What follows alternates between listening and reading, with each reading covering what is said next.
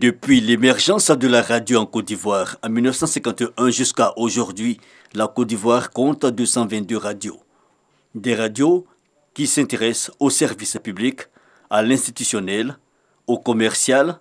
Cet outil de communication de masse est célébré pour la 10e fois par les Nations Unies. La radio a une fonction fédératrice, une fonction sociale qui lui permet d'être en première ligne dans la consolidation de la cohésion sociale.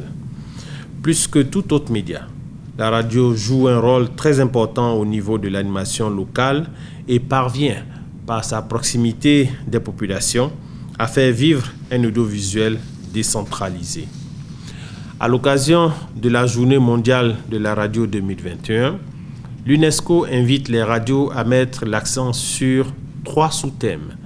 L'évolution dans un monde en perpétuel mouvement. L'innovation avec des radios qui s'adaptent aux nouvelles technologies. Et la connexion pour une radio attachée à sa triple mission première qui est informer, éduquer et distraire. Les radios, surtout celles axées sur la proximité, sont invitées à promouvoir l'égalité, la protection des personnes fragiles, mais aussi développer la culture et l'éducation. Elles ne peuvent donc programmer des émissions contraires aux lois, aux bonnes mœurs ou portant atteinte à la sécurité du pays et à l'unité nationale. La célébration de cette 10e journée mondiale de la radio offre au gouvernement une occasion d'inviter les acteurs des médias, spécifiquement des radios, à continuer à jouer leur rôle avec la pleine conscience de leurs responsabilités dans le respect de l'éthique, de la déontologie. Appel et exhortation donc aux collectivités à œuvrer au développement de ce secteur pour l'histoire. Rappelons que depuis le 13 février 2011, les États membres de l'UNESCO ont proclamé la Journée internationale de la radio qui deviendra Journée mondiale de la radio.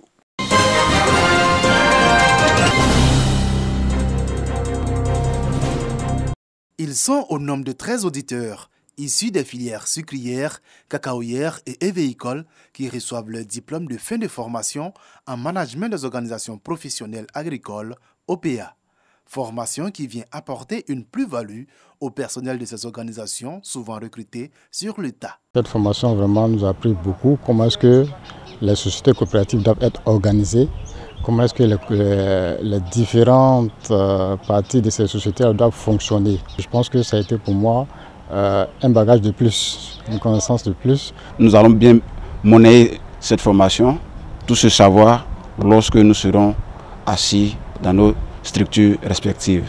Améliorer l'opérationnalité des sociétés coopératives à travers la formation de leurs employés et dirigeants, mais surtout contribuer à la modernisation de l'agriculture ivoirienne. Aujourd'hui, nous sommes arrivés à l'étape où on a décidé d'aller directement dans les OPA, prendre les employés qui sont déjà là et puis renforcer leurs capacités pour que l'impact de cette formation puisse se ressentir dans l'amélioration de cette gestion.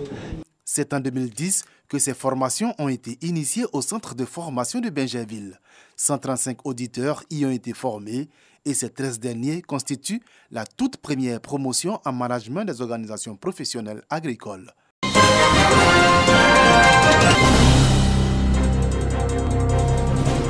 Laissez tomber les fruits de même de l'arbre.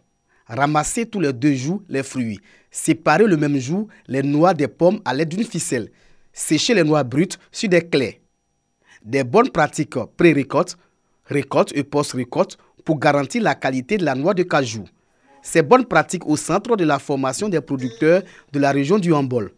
Des efforts du gouvernement et du Conseil du coton et de l'Anacad pour améliorer la qualité de la noix de cajou made in Côte d'Ivoire. Il y a 2 ans, je dirais, on était à un certain niveau avec l'encadrement qu'on a eu. Mais depuis, il y a eu un certain découragement au niveau de nos producteurs.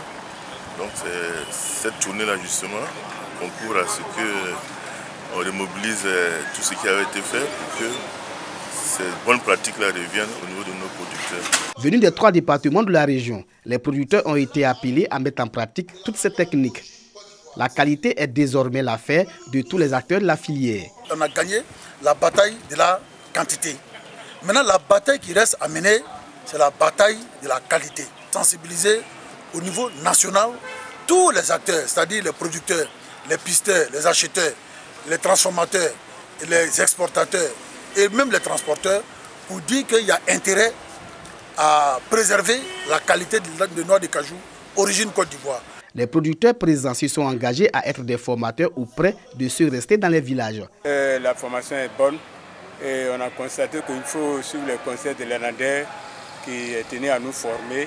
De retour d'ici, c'est d'encore passer le message à nos parents qui sont encore dans les villages, ceux qui avaient encore ces anciennes pratiques, de pouvoir adopter ces nouvelles pratiques afin de pouvoir encore améliorer la qualité de la noix de cajou.